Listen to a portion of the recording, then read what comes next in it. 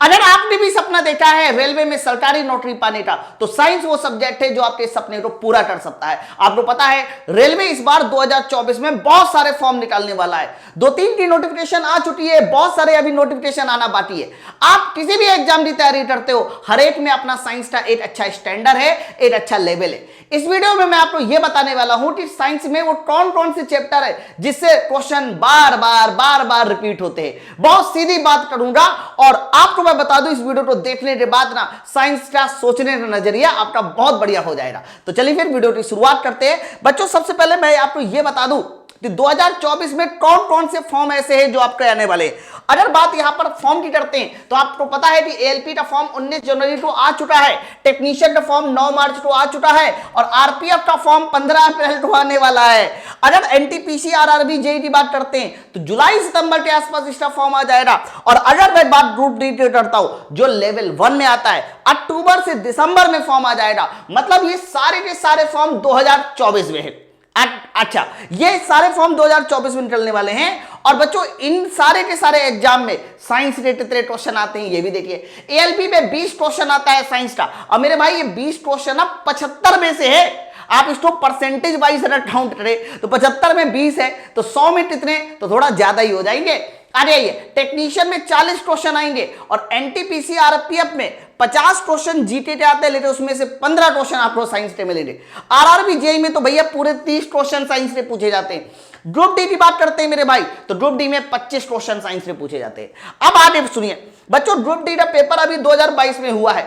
2022 में रेलवे ने अपने साइंस का स्टैंडर्ड थोड़ा सा बढ़ा दिया है। तो आप देखिए ना, रेलवे का कोई भी ऐसा एग्जाम नहीं है जिसमें साइंस नहीं पूछी जाती। अरे तो तैयारी करना शुरू कर सकते हैं ना।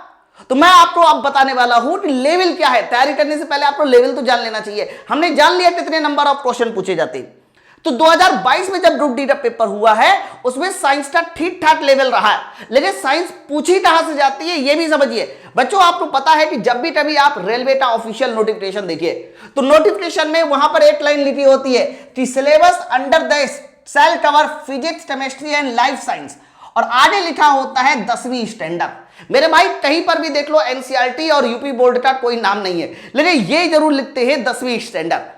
प्रीवियस ईयर पेपर के अनुसार ये ज्यादातर देखा गया है कि मोस्टली क्वेश्चन जो है वो एनसीईआरटी से आते हैं। तो मेरे भाई जो कुछ भी आने वाला है वो फिजिक्स, केमिस्ट्री और लाइफ साइंस से पूछा जाएगा। मेरे भाई एक तो क्वेश्चन आएगा, तो लेवल क्या, लेवल के साथ साथ आपको मैं ये बताऊंगा कि इनमें कौन कौन से वो चैप्टर है जिससे हमारे एग्जाम में क्वेश्चन पूछे जाते हैं। तो पहले तो आप ये देखिए कि ग्रुप डी 2022 में साइंस कितने बढ़िया स्टैंडर्ड में पूछी गई थी। आप देख पा रहे हैं ये क्वेश्चन हमारे मैग्नेटिज्म का क्वेश्चन है, देख लीजिए। ऐसे 3-3 स्टेटमेंट देकर पूछा जाएगा कि बताइए कौन सा स्टेटमेंट सही है। अब देखो ये हमारा केमिस्ट्री का है, केमिकल रिएक्शन का चैप्टर है। मेरे भाई वो जो सीधे सीधे लाइन वाले सवाल आते थे ना, कौन वाला कि संवेग का मात्रक क्या होता है, बल का मात्रक क्या होता है, अब वो आना बंद हो चुके। वो जमाना गया जब आपने सिलेक्शन पहले कभी पा लिया। लेकिन अब देखिए क्वेश्चन का स्टैंडर्ड देखिए।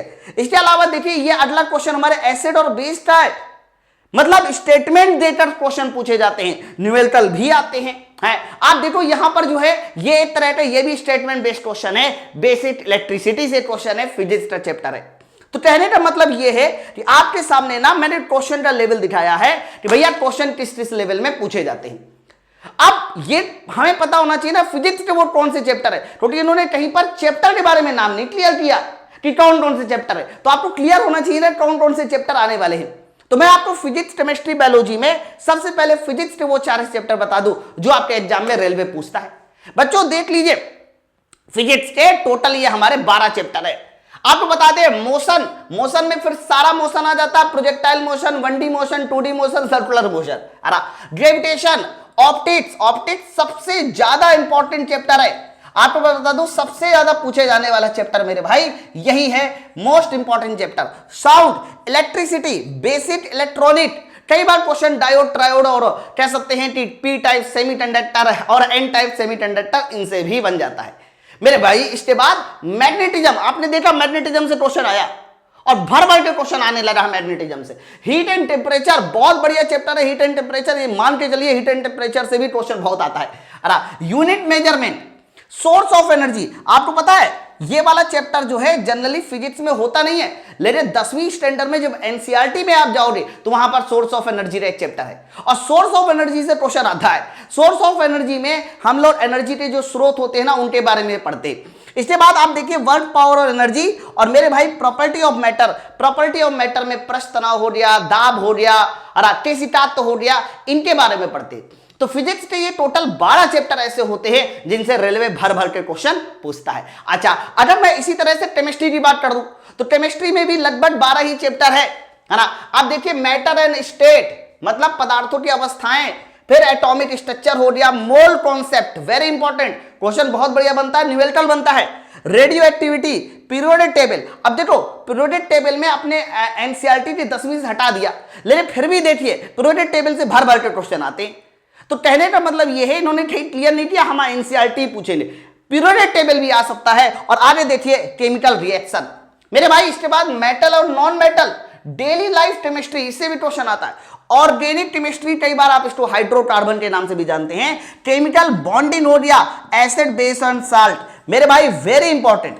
रेलवे का इतिहास उठाकर देख लीजिए, अगर कोई सबसे ज्यादा क्वेश्चन पूछा जाएगा तो हमारा एसिड बेस और साल्ट से है, या फिर हमारा कह सकते हो पीरियोडिक टेबल से। बिहेवियर ऑफ गैसेस, इसमें आप लोग ग्राहम का विसरण नियम, बॉयल्स लॉ, चार्ल्स लॉ है, मतलब गैसों के बारे में पढ़ते हैं कि गैसों का बिहेवियर कैसा है। तो केमिस्ट्री की भी टोटल ये 12 चैप्टर है हरा। लेकिन अगर आपने सिलेबस में वो लाइन सुनी हो लाइफ साइंस, लाइफ साइंस का मतलब मेरे भाई बायोलॉजी होता है। तो बायोलॉजी के कौन कौन से चैप्टर है, तो बायोलॉजी के भी मैंने वो सारे के सारे चैप्टर लिख दिए जो हमारे एग्जाम में पूछे जाते हैं, रेलवे पूछता है। सेल थ्योरी या cell structure, plant kingdom, plant kingdom में ही सब कुछ आ गया। इसी में हमारा plant tissue, plant hormone, plant reproduction, हरा फोटोसिंथेसिस सब आ गया। फिर एनिमल किंगडम हो गया, ब्लड सर्कुलेशन, ये वाला चैप्टर सबसे ज्यादा इंपॉर्टेंट है। Human disease very important, skeleton system और reproduction system. Sir reproductive system से भी दोनों चीजें आती हैं, मेल और फीमेल दोनों रहेगा, लेकिन प्लांट रिप्रोडक्शन वो हम लोग प्लांट किंगडम में पढ़ लेते हैं। अच्छा, विटामिन और न्यूट्रिशन, इसके बाद रेस्पिरेटरी सिस्टम, एस्टेटरी सिस्टम। एस्टेटरी सिस्टम मतलब उत्सर्जन तंत्र, जेनेटिक, मैं आपको बता दूं अभी तक नहीं आता था, लेकिन अब ये चैप्टर भी हमारा जेनेटिक भी पूछे जाने लगा है। नर्वस सिस्टम, एंडोक्राइन और मेरे भाई लास्ट वाला टिश्यू। टोटल देखिए बायोलॉजी में नंबर ऑफ चैप्टर थोड़े से ज्यादा है फिजिक्स केमिस्ट्री की तुलना में। अब मैं आप लोगों को बता दूं फिजिक्स केमिस्ट्री और बायोलॉजी के मैंने आपको सारे के सारे चैप्टर बता दिए, मैंने आपको नंबर ऑफ क्वेश्चन भी बता दिया, मैंने आपको एग्जाम भी बता दिया। अब अगर आप मेरी सलाह मानिए, मेरी सलाह मानिए, तो मेरी सलाह मानिए तो इतने सारे एग्जाम हो गए आपके पास, आप ना अपने एलिजिबिलिटी के हिसाब से देख लीजिए कि आपको किस एग्जाम की तैयारी करनी है, और हर एक एग्जाम की तैयारी को आपको अभी से करना होगा। भैया एएलपी और टेक्नीशियन का तो फॉर्म आ चुका है, RPF, NTPC, RRB, group D का आने वाला है। तो आप क्या सोच रहे हो, आने के बाद तैयारी करनी है, नोटिफिकेशन आने के बाद तैयारी करनी है? अरे नहीं होती। आपको पता है 10% लोग ऐसे होते हैं किसी भी एग्जाम के जो नोटिफिकेशन को पता है अच्छा 6 महीने बाद आनी है, मैं आज से पढ़ूंगा, और वही 10% लोग ऐसे होते हैं जो सिलेक्शन लेते हैं। बाकी 90% वो लोग होते हैं जो नोटिफिकेशन का इंतजार करते हैं, फिर एडमिट कार्ड का इंतजार करते हैं, पेपर की डेट अनाउंस होने का इंतजार करते हैं। आप खुद सोचते देखिए, जो आपके पहले से तैयारी कर रहा है, जो आपके पहले से दौड़ रहा है, वो रेस में आगे होगा ना। तो अगर मेरी सलाह मानिए, है ना, ये आपकी मर्जी, आप मानिए ना मानिए, लेकिन मैं अपनी अगर सलाह आपको दूं तो आप पहले तो ये देख लीजिए, कॉपी में लिख लीजिए कि मेरे टारगेट कौन कौन से एग्जाम है। रेलवे के सारे एग्जाम में इंग्लिश नहीं आनी है, और सारे एग्जाम में मैथ, रीजनिंग, जीके और साइंस आनी है। आप समझ रहे हैं? तो आप लिख लीजिए कॉपी में कि कौन से एग्जाम की आपको तैयारी करनी है। फिर उसके बाद जो है ना, जिस भी एग्जाम की तैयारी करनी है, फिर आप साइंस टॉपिक लिख लीजिए, साइंस टॉपिक के साथ साइंस को पढ़ना शुरू कर दीजिए। हरा बच्चों, ये जितने भी मैंने आपको एग्जाम लिखे, इन सारे एग्जामों की पाठशाला रेलवे ने पहले तैयारी करा रखी है। जैसे कि ग्रुप डी की मैं आपको बता दूं, ग्रुप डी 2022 में आप देखिए, जहां पर लोगों के पास सिलेक्शन नहीं थे, पाठशाला रेलवे के पास टॉपर्स थे। ये ग्रुप डी 2022 का हमारा रिजल्ट है जो ये बताता है कि हमने कितनी शिद्दत के साथ पढ़ाकर जो है सिलेक्शन दिए। टॉपर्स है, टॉपर्स के साथ साथ सिलेक्शन बहुत सारे है। हरा आप देखिए ना, कितनी फोटो लगाए, ये सब वो है जो हमसे मिलने आए थे। 13 मार्च को ये फंक्शन हुआ था, यानी बहुत सारे स्टूडेंट थे जो सिलेक्ट हुए थे। तो बच्चों, ये सारे के सारे सिलेक्शन की लिस्ट में एक नाम आपका भी होगा, आप भी मेरे पास मिठाई लेके आओगे।